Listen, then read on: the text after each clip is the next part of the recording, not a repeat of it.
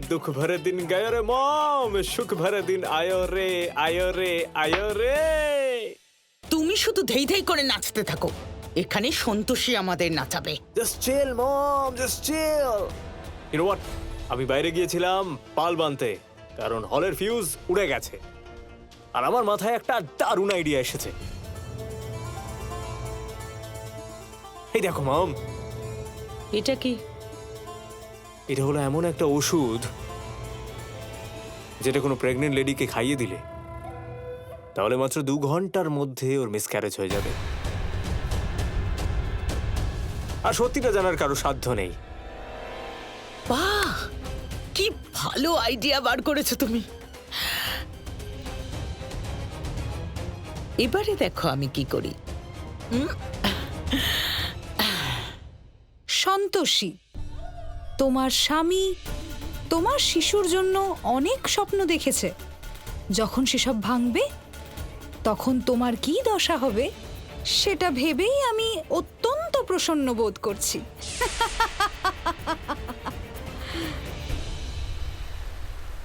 মা, এ তো অনর্থ ঘটতে চলেছে।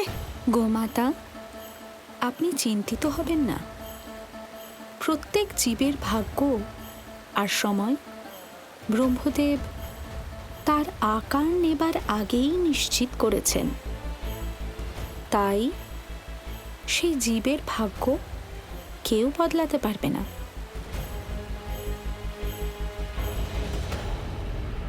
ঠান্ডা হয়ে যাবে, আগে খেয়ে নিন। হ্যাঁ ঠিক আছে। আর আজ দুপুরে বাড়িতে খেতে আসছে না মানে এই নয় যে আপনি বাইরে খাবার খাবেন। টিফিন দিয়ে দিয়েছি, সময় মতো খেয়ে নেবেন। শুনতে পাচ্ছেন তো? হ্যাঁ শুনতে পাচ্ছি। Good morning uncle, good morning aunty. একেও এখনই আসতে হলো, আমার লেট হচ্ছে, আমি পড়াতে পারবো না। Good morning. আচ্ছা বাবু, একটা কাজ করো, শোনো, তোমাকে আজকে ছুটি দিলাম। আসলে আমি আজ একটু বিজি আছি আর তোমার ম্যাডামও বিজি আছেন, তাই আজকে তোমার ছুটি। কিন্তু দেখে তো বিজি লাগছে না। তর্ক করো না, কতবার বুঝিয়েছি তোমাকে। কোনো ব্যাপার না আর্য স্যার, আমি সামলে নেব, আপনি চিন্তা করবেন না, ভরসা রাখুন, আমি সামলে নেব। শুনুন, আমি ওকে পড়াতে যাচ্ছি, আপনি সময় মতো বেরিয়ে যাবেন। আর হ্যাঁ, টিফিনটা নিয়ে যেতে ভুলবেন না কিন্তু। হ্যাঁ চলো। এবার আর আর সন্তোষীর সব স্বপ্ন চুরমার হয়ে যাবে।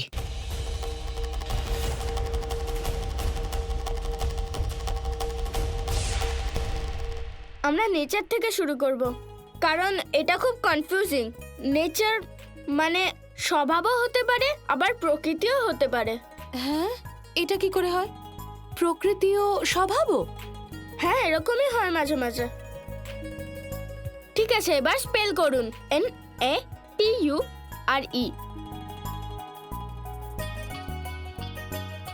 NA নে।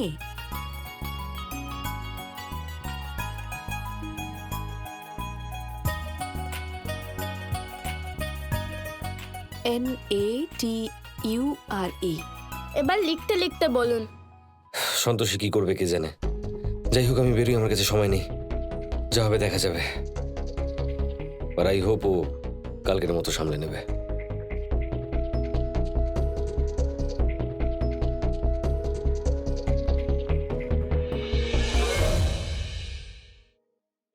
NATURE NATURE NATURE nature. বা আন্টি, আপনি তো খুব তাড়াতাড়ি শিখে গেলেন। তাই নাকি? এটা তো আমার ছোটবেলার অভ্যেস। পড়া বুঝতে পারি বা না পারি, পড়াটা আমি গুলে খেয়ে ফেলতাম। এবার আমরা সেকেন্ড টাস্কটা করি, নেচারের সেন্টেন্স। ব্যাস, আজকের জন্য এইটুকুই। আর যদি আরো পড়াও না, তাহলে আগের গুলো সব ভুলে যাব। আরে কি করছো মম, এছাড়া ছোট বেবির শেষ দুধ, এটা একটু টেস্টি বানাও না। মানে চকলেট সিরাপ এটা অ্যাড করো, এটা খুব মজা পাবে।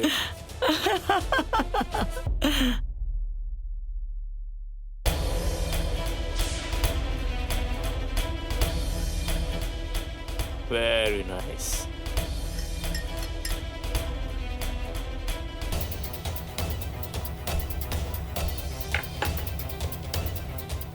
অঙ্কুর, আমি তোমার কাকিমাকে দুধ খাইয়ে আসছি। আর হ্যাঁ মম, আমার না হওয়া ছোট ভাইকেও।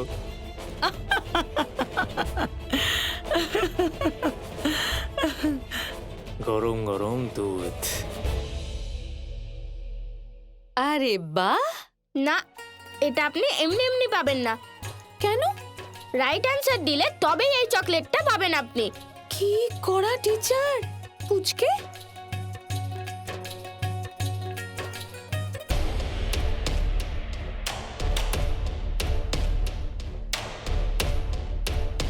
কি হলো? আমি দুধ খেতে ভুলে গেছি। যদি তোমার আঙ্কেল জানতে পারেন না তাহলে। দুধ খাওয়া তো ভালো হ্যাবিট, কিন্তু এটা 5 মিনিটের টাস্ক। তাড়াতাড়ি করে নিন। আচ্ছা ঠিক আছে।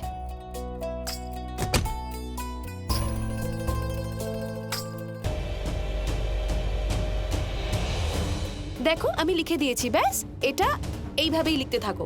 সন্তোষী, হ্যাঁ তোমার জন্য দুধ এনেছি। মধু ম্যাডাম,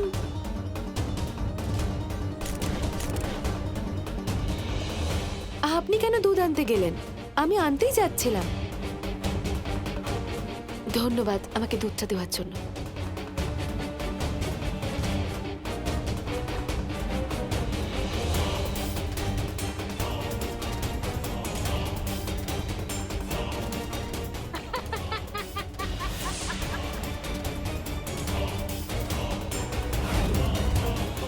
এগুলোই বাড়ির কাজের লোকের কাপড়, সবার ইউনিফর্ম।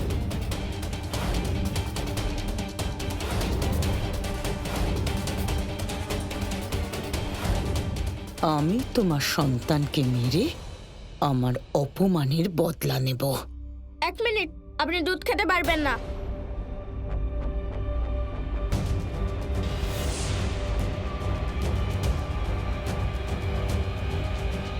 কেন?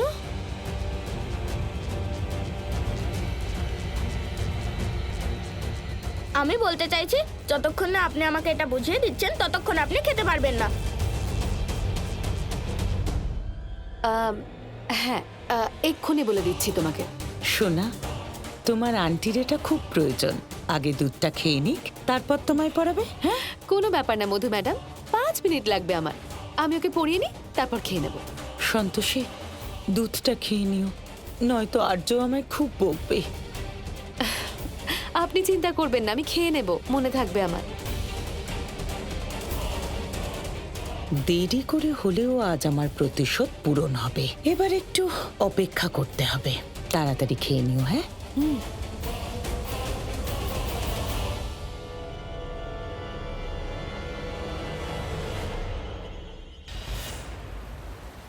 মা, শীঘ্র কিছু করুন, না হলে কোনো দুর্ঘটনা ঘটে যাবে। গোমাতাকে কুমাতা বলা হবে। মনুষ্যের দুধের মতো পবিত্র জিনিস থেকে বিশ্বাস চলে যাবে মা। গোমাতা, ব্রহ্মদেবের বিধান হলো শাশ্বত, কিন্তু আমরা এটাও জানি যে ব্রহ্মদেবের বিধান কোনো ষড়যন্ত্র খণ্ডন করতে পারবে না। দেবী সন্তোষী, এই ষড়যন্ত্র কোনো সাধারণ মানুষের দ্বারা সৃষ্টি করা হয়নি, বরং এই ষড়যন্ত্র সর্বশক্তিমান দেবরাজ ইন্দ্রের অর্ধাঙ্গিনী দেবী পৌলমীর দ্বারা সৃষ্ট, যে কখনো কার্যে অসফল হয় না।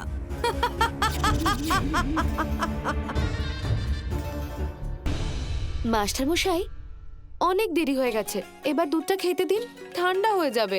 আর আমি ঠান্ডা দুধ খেতে পারি না। ঠিক আছে, তাড়াতাড়ি খেয়ে নিন। Thank you.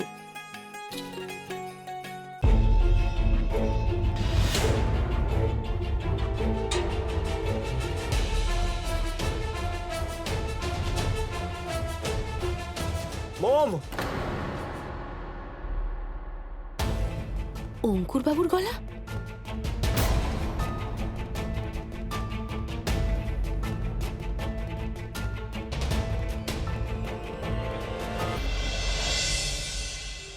আরে কি হলো আমার ছেলেটার? আরে আপনারা দাঁড়িয়ে আছেন কেন? কিছু করুন, বাঁচান আমার ছেলেটাকে, তাড়াতাড়ি করুন। অঙ্কুর কি হলো? অঙ্কুর বাবু, কি হয়েছে অঙ্কুর বাবুর? আমার হাতটায় হঠাৎ কি হলো কে জানে, আমার হাতটা কাজই করছে না। ও, রিঙ্কু বাবু, এভাবে হাসতে নেই। ওই আমি আসলে ইলেকট্রিক বাল্বটা ঠিক করছিলাম, সাডেনলি ইলেকট্রিক শক লেগে গেল, আবার আমি পড়ে গেলাম। আরে এরকম অবস্থায় তো গরম গরম দুধ খাওয়াতে হবে, দুধ খুব ভালো কাজ করবে। হ্যাঁ, তাড়াতাড়ি দুধ নিয়ে এসো, তাড়াতাড়ি নিয়ে এসো কেউ। তুমি ঠিকই বলেছ পুষ্পা, অঙ্কুরের জন্য গরম দুধ নিয়ে এসো। কাকা, বাড়ির সব দুধ তো নষ্ট হয়ে গেছে, বাজার থেকে এক্ষুনি নিয়ে আসছি। পুষ্পাদি দাঁড়ান, দেরি হয়ে যাবে। মধু ম্যাডাম আমার জন্য দুধ নিয়ে এসেছিলেন, আমি ওটা খাইনি, আমি নিয়ে আসছি।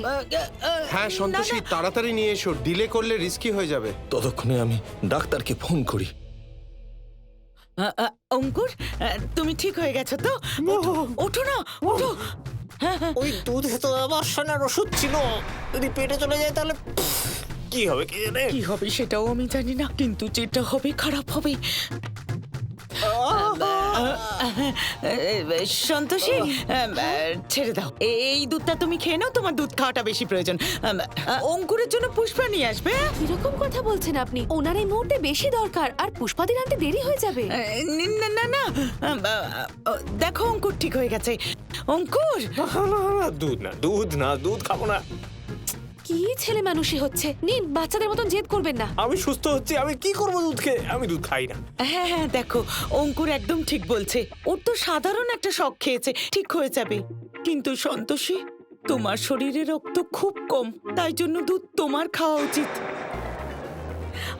আর হ্যাঁ, ওই যে ডাক্তারবাবু বলেছিলেন না, তোমার 3 ঘন্টা অন্তর দুধ খাওয়া উচিত, প্রায় 6 ঘন্টা হয়ে গেছে। তুমি খেয়ে নাও, খেয়ে নাও। হ্যাঁ, আরে মধু ম্যাডাম, আমি দুধ খেয়েছি, সকালে আমি রান্নাঘর থেকে নিয়ে নিজে দুধ খেয়েছি, 6 ঘন্টা হয়নি এখনো। এ কেমন মূর্খ মানুষ, নিজের তৈরি করা জালেই নিজেই জড়িয়ে পড়ছে। মা, যারা অন্যের পথে কাঁটা বিছিয়ে রাখেন তাদের নিজেদেরই সেই কাঁটায় রক্তাক্ত হতে হয়। আপনি দেখছি ভাবে দুধ খাবেন না। আমি আর্য স্যারকে ফোন করে বলছি, আপনি আমাকে বিরক্ত করছেন। কোথায় আমরা সন্তোষীর বাচ্চাটাকে নষ্ট করে ওর জীবনটা নরক করে দিতে চেয়েছিলাম, আর কোথায় আমাদের নিজের জীবনটাই নরক হতে চলেছে।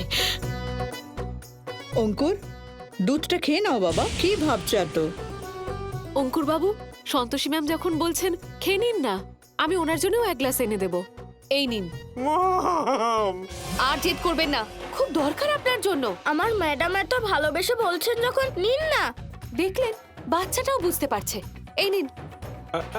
আমি দুধ খেয়ে নিতাম, কিন্তু কিন্তু আমার পেটে না, মানে কি হবে, গ্যাস হয়ে যাবে, গ্যাস গ্যাস। এভাবে শুনবেন না দেখছি আপনি। রিঙ্কু, আমার ফোনটা নিয়ে এসো তো। আর্য স্যারকে একটা ফোন করি, তাহলেই উনি শুনবেন। না না না, রিঙ্কু, ছেড়ে দাও। আমি আমি আমি খেয়ে নিচ্ছি। বাচ্চা খেয়ে নাও বাবা, খেয়ে নাও, কিচ্ছু করার নেই, আর খেয়ে নাও।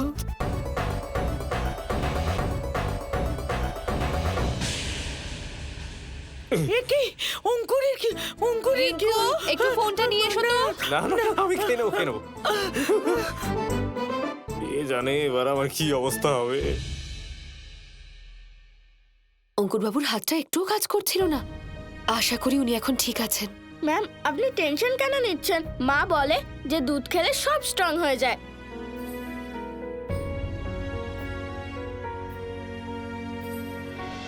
হ্যাঁ মাস্টার মশাই, আমি আপনার কথা মেনে নিলাম। আর আজ আপনি আমাকে যা যা শিখিয়েছেন ক্লাসে, আমি কাল সব ভালো করে মুখস্থ করে শোনাবো আপনাকে, ঠিক আছে? কিন্তু আমি কি আপনার মাস্টার নাকি, যে আপনি না পারলে আপনার কান মুলে দেব? সে কান তুমি ধরতেই পারো, কারণ তুমি তো এখন আমার টিচার। তুমি আমার থেকে ছোট তো কি হয়েছে, তুমি তো আমাকে শেখাচ্ছ, তাই সেই সূত্রে তুমি আমার গুরু। একটা কথা মনে রেখো, কেউ যে কোনো জায়গায় যে কোনো সময় গুরু পেতে পারে, শুধু দরকার হলো চোখ আর কান খোলা রাখার। তাহলে তো আপনিও আমার টিচার হলেন, কারণ আমি আপনার থেকে যা শিখেছি তা অন্য কারোর থেকে শিখিনি।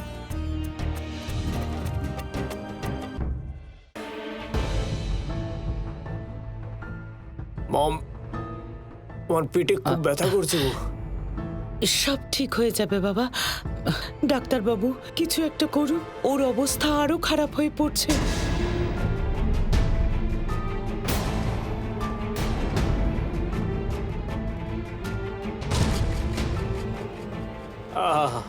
কি হলো, একটু ঠিক লাগছে? আমার পেটে খুব ব্যথা করছে মম, কিছু করো না মম। ডাক্তার বাবু, ওনার অবস্থা তো বেশ খারাপ। কারেন্ট তো হাতে লেগেছিল, কিন্তু ব্যথা পেটে হচ্ছে। এটার কি কারণ হতে পারে? দেখুন, আগে ওনার ব্লাড স্যাম্পল নিতে হবে আর টেস্ট করাতে হবে।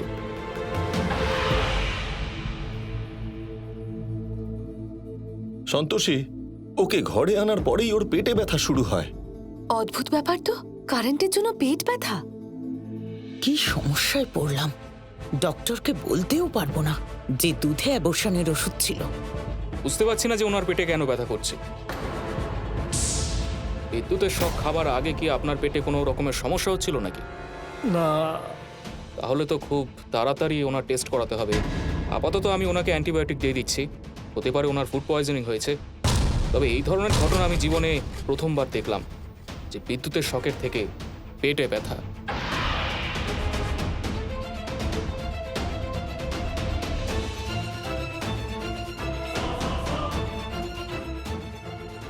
এবারে উনি একটু আরাম পাবেন। আচ্ছা ডাক্তারবাবু, উনি সুস্থ হয়ে যাবেন তো? দেখুন, রিপোর্ট আসার পরেই আমি কিন্তু কিছু বলতে পারবো। আর হ্যাঁ, যতক্ষণ না রিপোর্ট আসছে না ততক্ষণ ওনাকে কিছু খেতে দেবেন না।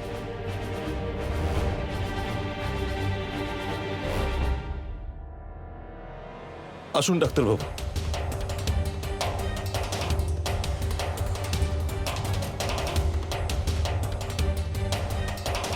তুমি তাড়াতাড়ি সুস্থ হয়ে যাবে, আমি এক্ষুনি আসছি। মম মম, তুমি প্লিজ ডক্টরকে সবকিছু সত্যি সত্যি বলে দাও না প্লিজ মম, নাহলে আমি ফোকটেই মারা যাব মম। তোমার মাথা খারাপ হয়ে গেছে, পাগল হয়ে গেছো নাকি? যদি আর্য সত্যিটা জানতে পারে, এখানেই আমাদের শেষ করে দেবে। একটু ব্যথা সহ্য করো অঙ্কুর, আমি তোমায় কিচ্ছু হতে দেব না, সব ঠিক হয়ে যাবে। হ্যাঁ, আমি এক্ষুনি আসছি।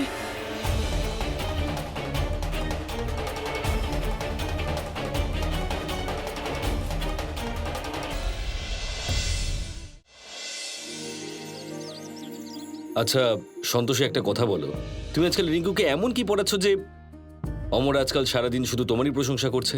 আমি শুধু ওকে সেটাই পড়াই যেটা পড়লে ও জীবনের সামনে এগিয়ে যেতে পারবে আর জীবনকে সামলাতেও শিখবে। আচ্ছা আর্য স্যার, আমার অঙ্কুর বাবুর ব্যাপারে আপনার সাথে একটু কথা বলার আছে। আমি ওর ব্যাপারে কোনো কথা বলতে চাই না। কিন্তু আপনি আপনি তো চমৎকার কাণ্ড ঘটালেন। গুড মর্নিং আর্য। গুড মর্নিং বৌদি। নমস্কার আন্টি। নমস্কার আঙ্কেল। নমস্কার বাবা। Good morning ma'am. Good morning uncle. Good morning. বসুন না দাদা, জল খাবার খান। না বৌদি, আমি জল খাবার খেয়ে এসেছি। রিঙ্কু, জুস? একদিনে আমার ছেলে এত বদলে গেছে যে আমি বোঝাতে পারবো না। আগে তো আমার একটা কথাও শুনতো না, কিন্তু এখন এই জানে আপনি কি জাদু করেছেন। আপনি সত্যিই ধন্য।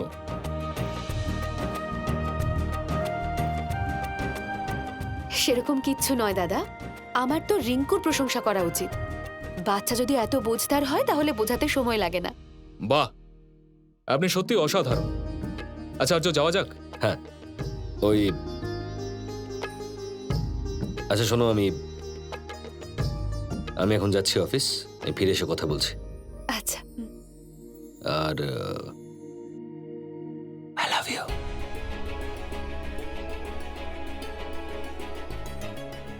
বাই বাবা। বাই।